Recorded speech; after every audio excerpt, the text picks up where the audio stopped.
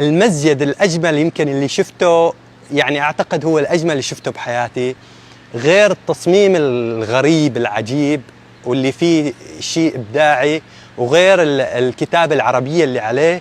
المسجد تخيلوا مبني على 5 أعمدة، هذا عمود وهنيك 4 أعمدة، 5 أعمدة. ليش؟ للدلالة على أركان الإسلام ال5 بنوا المسجد عليه. تخيلوا، تعالوا نشوفه من الداخل كيف شكله.